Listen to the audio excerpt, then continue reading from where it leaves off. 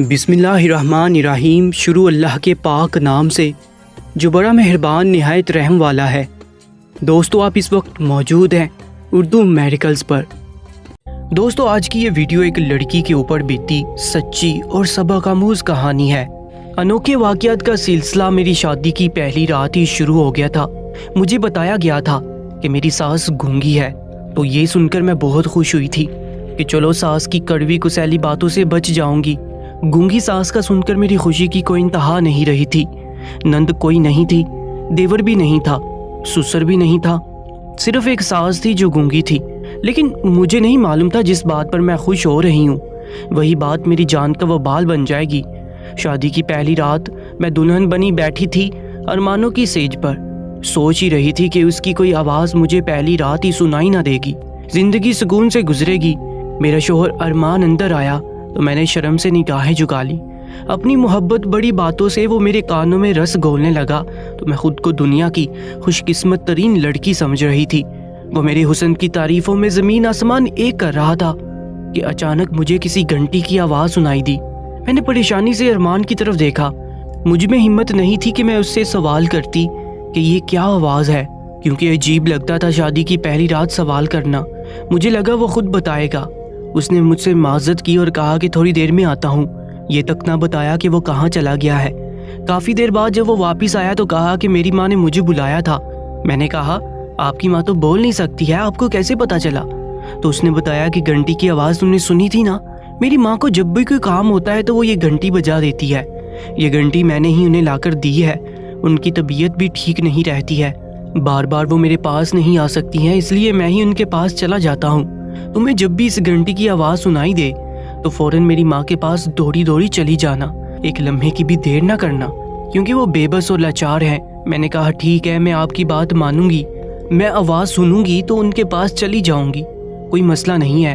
हम बातें करने लगे कि दोबारा से घंटी बजी। इस बात तो ज़ोरों शोर से बज रही थी।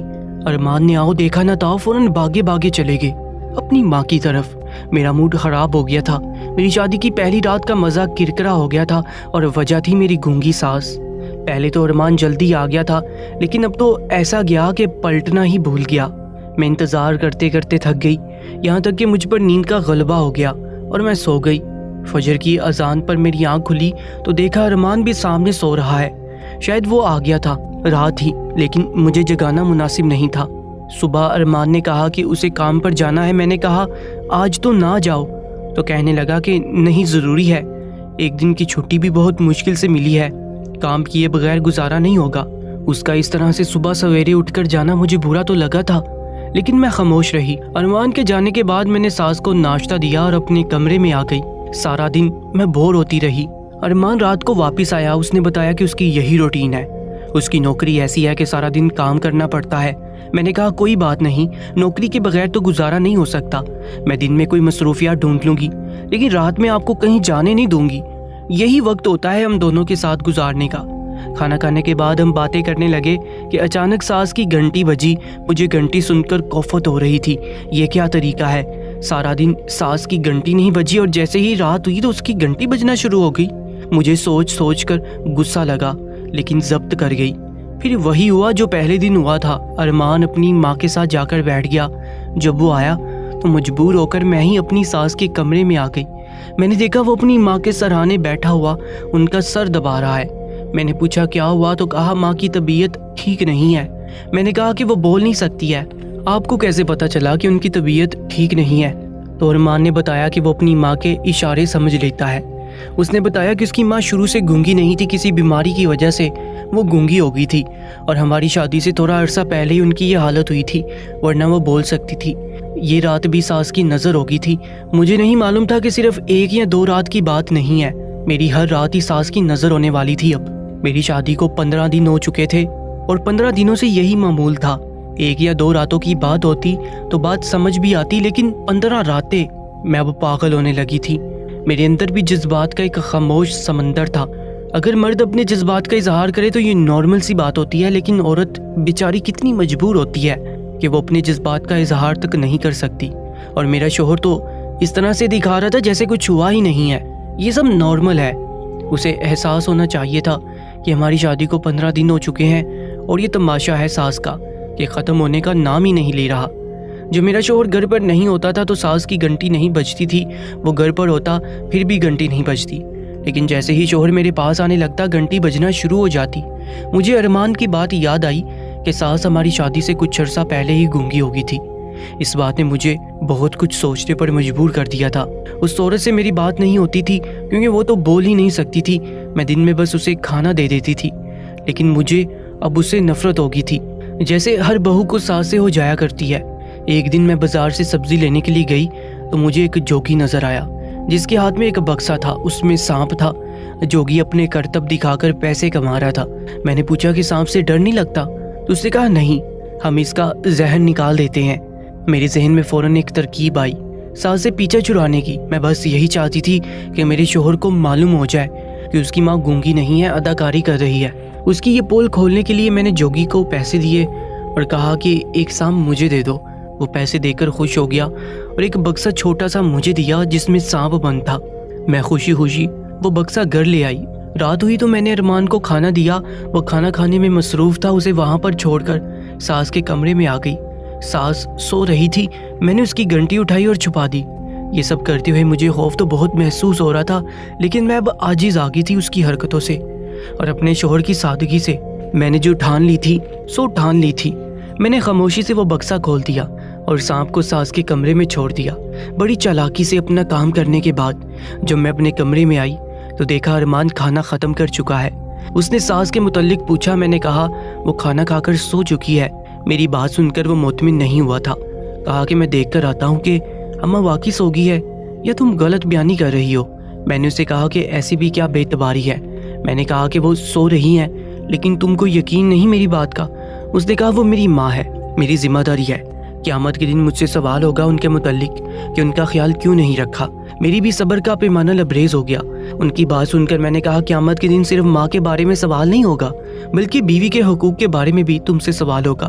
میری بات سن کر اس نے تعجب اور حیرت کے ملے جلے تاثرات سے میری طرف دیکھا، پھر بولا کون سے حقوق ہیں تمہارے جو میں نے ادا نہیں کیے ہیں؟ میں نے دل میں سوچا شرح میں کوئی شرم نہیں ہے۔ میں نے کہا میری شادی کو 15 دن ہو چکے ہیں اور میں ابھی تک کنواری ہوں، کیا اس بات کا سوال تم سے نہیں ہوگا؟ قیامت کے دن میری بات سن کر اس کو غصہ آ گیا۔ اس نے کہا تم کیسی باتیں کر رہی ہو؟ تمہارے اندر شرم و حیا نام کی کوئی چیز ہے بھی یا نہیں؟ ارمان کی بات سن کر مجھے غصہ بھی آیا تھا بلکہ دکھ ہوا تھا۔ آج میں نے جو کچھ بھی ساس کے ساتھ کیا تھا مجھے اس نہج پر پہنچانے والا کوئی اور نہیں، میرا اپنا شوہر تھا۔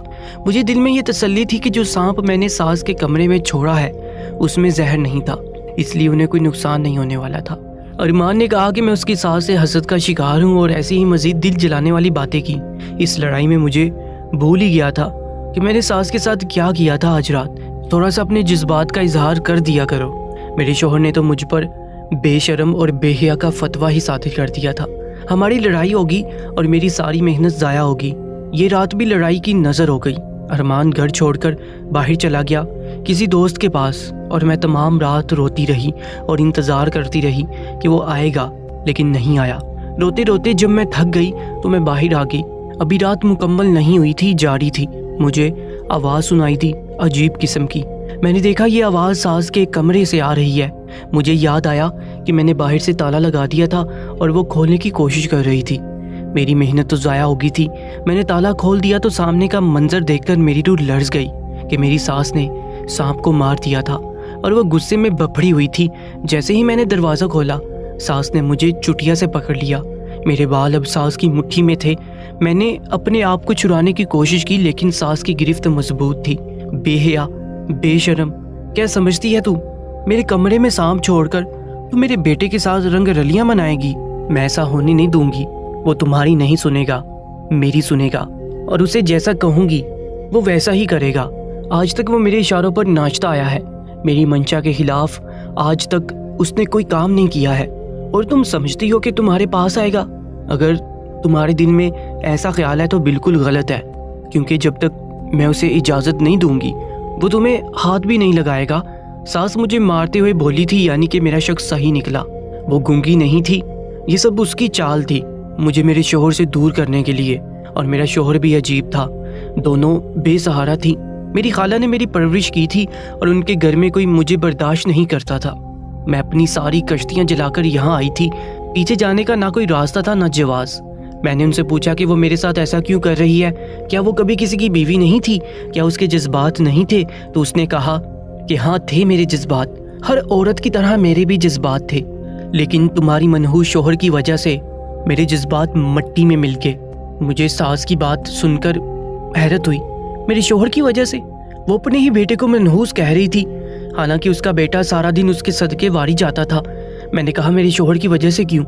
وہ تو آپ کا اپنا بیٹا ہے. تو ساس نے کہا کہ نہیں ہے وہ میرا بیٹا, وہ میرے شوہر کی پہلی بیوی کا بیٹا ہے, اور جب میرے شوہر کی شادی اس کی ماں نے زبردستی مجھ سے کروائی تو تمہارا شوہر 1 سال کا تھا. جب بھی میرا شوہر میرے پاس آنے لگتا ارمان رونا شروع کر دیتا, رو رو کر آسمان سر پر اٹھا لیتا. میرا شوہر مجھے چھوڑ کر تمہارے شوہر کے پاس جاتا اور اسے چپ کروانے کے لیے اور ساری رات اسے اٹھا کر بیٹھا رہتا, بجائے کہ اپنی ماں کو بچہ دے دے اس کو اپنے ساتھ ہی سلا دیا کرتا تھا, اور میرے جذبات محبت سے غصے میں تبدیل ہو جاتے. شادی کا پہلا مہینہ میرا تمہارے شوہر کی وجہ سے برباد ہوا. پھر ہمارے جھگڑے ہونے لگے اور وجہ تھا تمہارا شوہر. سونے پہ سہاگا یہ کہ میں بانجھ نکلی, یہاں تک کہ میرا شوہر برا ہو کر بستر سے لگ گیا. سب ٹھیک تو ہو گیا تھا وقت کے ساتھ, لیکن شادی کے شروع کے سال مجھے نہیں بھولے. میں ان کا بدلہ لینا چاہتی ہوں ارمان سے, اسے بھی اس لذت سے محروم کرنا چاہتی ہوں جو اس رشتے میں ہے, اور وہ تمہاری کسی بھی بات کا یقین نہیں کرنے والا کیونکہ وہ میرا ذہنی غلام ہے. ساس مجھ پر آج انکشاف کیے جا رہی تھی. مجھے سارا معاملہ سمجھ آ گیا تھا. ساس نے بھی وہی کیا جو آج میں کرنے پر مجبور ہو گئی تھی. یہ انتقام کا چکر تھا اور کچھ نہیں. ساس کے لاشعور میں شادی کے شروع کی دونوں کی بربادی گھر کر چکی تھی. کچھ لوگ نہیں بولتے ایسی باتیں اور وہ نفسیاتی مریض بن جاتے ہیں. یقیناً ساس شروع میں ایک نارمل عورت ہوگی میری طرح, لیکن کسی کی ناانصافی انسان کو کیا سے کیا بنا دیتی ہے, چاہے وہ شوہر ہو یا کوئی بھی. یہاں انصاف کا ترازو برقرار نہیں تھا. میرے سسر نے ساری توجہ اپنے بیٹے کو دی اور بیوی کے ساتھ انصاف نہیں کیا, اور میرے شوہر نے اپنی ماں کو توجہ دی اور مجھے نظر انداز کر دیا. تو کیا سمجھتی ہے تو مجھے مار دے گی سانپ چھوڑ کر؟ میں تجھے اور تیرے شوہر کو مار دوں گی. میں تو اسے کب کا مار چکی ہوتی, لیکن میں اس کی شادی کے انتظار میں تھی اور اسی لیے اسے اب تک نہیں مارا تھا. میں چاہتی تھی وہ محروم رہے ان دنوں کی خوبصورتی سے جیسے میں محروم رہی تھی, تبھی مجھے قرار آئے گا. ساس کہتے کہتے رک گئی. میں نے پلٹ کر دیکھا تو پیچھے ارمان کھڑا تھا. وہ ساس کی باتیں سن چکا تھا. وہ کب واپس آیا اور کب سے ہمیں دیکھ اور سن رہا تھا نہیں معلوم. وہ خاموش تھا اور یہ خاموشی مجھے کسی طوفان کا پیش خیمہ لگ رہی تھی. میں نے اس کی ماں پر سانپ چھوڑا تھا, وہ سن چکا تھا. اب وہ میرا کیا حشر کرنے والا تھا مجھے سوچ کر ہی چکر آ رہے تھے, لیکن وہ بولا اور ایسا بولا کہ مزید کچھ بولنے کے لیے رہا ہی نہیں تھا. اس نے بس ایک جملہ بولا جس سن کر مجھے قرار آیا. نورین, اماں کا سامان باندھو, انہیں پاگل خانے چھوڑ کر آتا ہوں. میں جلدی آ جاؤں گا, میرا انتظار کرنا. وہ کہتا ہوا باہر گاڑی میں بیٹھ گیا تھا. مجھے کسی صفائی دینے کی ضرورت نہیں پڑی تھی. اس نے ساری بات سن بھی لی اور سمجھ بھی لی تھی. وہ اپنی ماں کو پاگل خانے چھوڑ کر آنے کے بعد میرے پاس آیا اور مجھ سے معافی مانگی کہ میں نے اس کے ساتھ ناانصافی کی. 15 دن کی آزمائش بالآخر آج ختم ہو چکی تھی, مگر مجھے افسوس ہو رہا تھا میں نے جو طریقہ استعمال کیا تھا وہ غلط تھا. جب اللہ تعالیٰ نے نصیب میں سب کچھ ٹھیک ہونا لکھ دیا تھا تو پھر میں نے سانپ کو چھوڑ کر کیوں یہ غلط کام کیا. میں اس چھوٹی سی آزمائش میں رب کے حضور ناکام رہی اور مجھے اس کا افسوس تھا. اس سے بہتر تھا کہ میں اللہ سے مدد مانگتی. میرا اب سب سے یہی سوال ہے کہ میں نے یہ سب کر کے صحیح کیا؟ دوستو کامنٹ سیکشن میں اپنی قیمتی رائے سے ضرور آگاہ کیجیے گا, اور ایسی ہی سبق آموز کہانیوں کے لیے ہمارے یوٹیوب چینل اردو میڈیکلز کو سبسکرائب کر لیجیے گا. اپنا بہت زیادہ خیال رکھا کریں. اللہ نگہبان.